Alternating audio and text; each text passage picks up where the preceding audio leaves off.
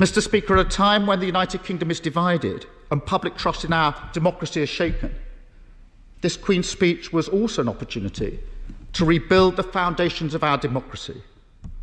Instead, what does it do? The Electoral Integrity Bill would make it harder for people to vote. It tramples on civil liberties and it discriminates. The Prime Minister must know that by introducing compulsory voter ID, he will suppress turnout. It will disproportionately impact ethnic minorities and it will weaken our democracy. Labour will have no part in that. Voter suppression. You'll have heard that term being spat out by socialists across the country, flooding social media, your television screens and your newspapers with ranting objections to the upcoming introduction of voter ID in all future local and general elections. But why are they objecting so fiercely, and are their concerns based in fact? Currently, in this country and in others, you need ID to drive, to register at a library, to attend a momentum meeting, to watch certain movies, to pick up a parcel, to buy a packet of fags, even to purchase a can of Red Bull. So then why is it that Western democratic countries don't ask for ID in the same way to vote? Why aren't voters across the world required to simply show a passport, a driving licence, or another form of photographic ID to prove that the vote they're about to cast really does belong to them? Well, in actual fact, they do. Right now, voter ID is a legal requirement in numerous countries across the planet. Argentina, Brazil, Canada, France, Germany, Iceland, Hungary, Greece, India, Israel, Italy, Mexico, the Netherlands, Norway, Sweden, Switzerland, Northern Ireland all have laws that require voters to show ID to vote in their elections. It's proven to work. It's proven to protect democracy. Yet this week, already we're seeing cries and yells flooding through Twitter, emanating from the same people, like the Europhile serial dribbler Anthony Grayling, from irrelevant attention addict Femi, and from various uneducated journalists and Corbyn-cuddling MPs like David Lammy. What the Labour MP fails to mention, however, is that in 2002, he himself voted for the introduction of voter ID in Northern Ireland. Voters in Northern Ireland have in fact been required to produce ID at the polling station since 1985. But in 2002, Prime Minister Tony Blair and the Labour Party voted to update the law to ensure that voter IDs had to contain a photograph, with free electoral IDs being given to anyone who didn't own a driving licence or passport.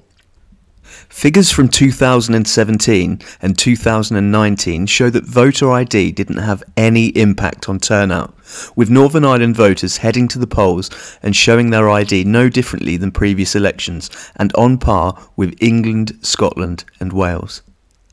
David Lammy also conveniently ignores the fact that in the past 6 months alone, numerous Labour politicians and activists were either investigated, charged or convicted of vote fraud, including a Labour councillor who was charged along with 4 of his campaigners. He also conveniently fails to mention the 2 Labour branches, which are still under police investigation for vote fraud. Or the Labour councillor who was sent to prison for vote fraud just earlier this year. In the 2019 general election, VoteWatch was swamped with reports from angry and confused members of the public who had turned up to vote at their local polling station only to find that their votes had been stolen via voter impersonation and that they had thus been recorded as having already voted, so were not allowed to vote. We received and reported to the police voter impersonation in Slough, in Newcastle and in various constituencies across the country, including the following woman who went to vote only to find that her vote too had already been cast, shockingly by a man who had somehow managed to go into the polling station, give her name and address and was then given her ballot paper. This, without doubt, is what real voter suppression looks like. Another important problem that no one is talking about are the many people illegally on the electoral register. Recently, a report compiled by the Electoral Commission found that between 8.3 and 9.4 million voters were not correctly registered, thus were illegally on the register. How many of these people are illegally voting in our elections? How many have simply made a mistake in their registration, and how many have registered fraudulently on purpose? The answer is that we simply don't know, and that should worry us immensely. There could be hundreds of thousands, even millions of votes illegally being cast in our elections, undermining your vote and placing British democracy at grave risk. During this election, a former MP revealed that in a sample of more than 80 immigration cases in his old constituency, more than 15% were illegally on the electoral register. And that was just a sample, from thousands of such immigration cases in one constituency alone. There are 650 constituencies across the UK. How many immigrants in the UK are illegally registered and thus illegally voting in local and general elections? How many non-immigrants are illegally voting? Once again, the worrying answer is that we simply do not know. So how do we tackle it? How can we stop voter impersonation, postal vote fraud, intimidation, and the many other forms of electoral fraud that continue to poison our politics? Well, voter ID is just the first step, but it's still a very important step to take. And despite the sudden cries of outrage from the left and the blatant campaign by our mainstream media to oppose the reforms laid out by the Conservatives, the introduction of voter ID shouldn't come as a shock to anyone. The Tories have been promoting the idea for years. In 2016, in response to an extensive review into electoral fraud by Sir Eric Pickles, the government pledged to address numerous issues, including voter impersonation, with the Tory manifesto then promising, "We will protect the integrity of our democracy by introducing identification to vote at polling stations, stopping postal vote harvesting and introducing measures to prevent any foreign interference in elections." Then, once again, it was included in the Conservative manifesto, this time put forward by Boris Johnson. And in 2019, British voters could see these proposals, and if they agreed with them, they could vote Conservative. If they didn't, they could just vote for someone else. But as it turns out, the majority of Brits did indeed agree with what the Conservatives were offering and what they promised to introduce, leading to the biggest win and mandate for the Tories since the 1980s. Voter ID is not only proven to be a success across the world, but was even piloted at local elections in England in 2018 and 2019 to great success. The Electoral Commission's own evaluation of the pilots found that not only did public confidence in the electoral system rise significantly in those areas where voter ID was used compared to the rest of the UK, but despite it being a new rule with problems expected in its early conception, the move did not lead to this mythical voter suppression that left-wingers are banging on about. In fact, voter turnout wasn't really affected at all. So the report showed that out of nearly 19,000 voters, only 51, that's 0.27% of voters, failed to bring ID or brought the wrong ID when they turned up to vote. The turnout, well, that's pretty much the same as in 2017, so that's a success according to the borough's returning officer. Out of the constituencies that trialled the scheme, only 0.03% of voters were turned away because they didn't turn up with ID. Yet that tiny number of people could simply just head back home, grab their ID and come back to vote. Simple as that. And of course, this was a new scheme that voters weren't used to. So once voter ID becomes the norm, that number will certainly drop even further. So we know that voter ID doesn't negatively impact voter turnout. But what about the other claim made by the left? That a huge number of people, mainly from the BAME community, don't own any form of ID, and that the cost of buying ID will lead to them not being able to afford to vote in local and general elections, which will in turn constitute voter suppression. Well, when we look at the facts, that claim simply doesn't hold any weight either.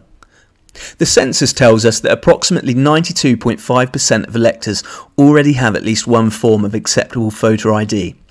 Yet that does leave around 3.5 million voters who don't own a driving licence or passport. But dispelling the myth that it's mainly people from the BAME community who don't have ID, the census also shows that in fact it's mainly white and mixed race people affected, with 19% of people in white groups not owning a passport compared to just 7% within the BAME community. Regarding driving licences, data from the DVLA shows that women, people under 20 and over 65, and people living in London are less likely to hold a driving licence, but that this only relates to a tiny percentage of the capital's population. But does this mean that 3.5 million voters who don't have any form of ID will be forced to either spend their cash to buy one or risk being blocked from taking part in our democracy? Is this last remaining argument against voter ID a valid one? Are we really looking at potentially 3.5 million people becoming victims of voter suppression? Well, although the likes of David Lammy and The Guardian would like to make you think so, there is one aspect to this entire news scheme that they are intentionally hiding from you, and it's the one single and simple thing that completely blows apart the false narrative of voter suppression. If you don't have a driving licence or passport, voter ID will be free. That's right, completely free, making sure that every single person in this country who can legally vote will be able to do exactly that, at no cost whatsoever and with absolutely no risk of falling victim to voter suppression. In actual fact, not only will they be able to vote, but they'll now be able to do so in the knowledge that their vote is being protected, that it means something, and that no one else will be able to steal that vote from them at the polling station. As the government confirm in a petition I raised to lobby for voter ID, our democracy is one based on integrity, and the potential for voter fraud in our current electoral system undermines this. At present, you simply need to go to a polling station and say your name and address in order to get your ballot paper, a Victorian system based on trust and the assumption that people know everyone in their communities. They then go on to say that the list of approved photographic ID will not be limited to passports and driving licences. A broad range of commonly held photographic documents will also be accepted. Any voter who does not have one of the other acceptable forms of photographic ID will be able to apply free of charge for a local elector ID from their local authority, ensuring that everyone who is eligible to vote will have the opportunity to do so. And this fact was once again reinforced just yesterday, with a Cabinet Office spokesperson saying, "Showing identification to vote is a reasonable approach to combat the inexcusable potential for voter fraud in our current system and to strengthen its integrity." Evidence shows that voter identification does not impact voter turnout, and it has been operating in Northern Ireland with ease for decades. A broad range of photographic documents will be accepted, not just limited to passports and driver's licences, and will include expired documents. We've also always been clear that a free voter card will be available if needed. So there you have it, folks. There's no voter suppression.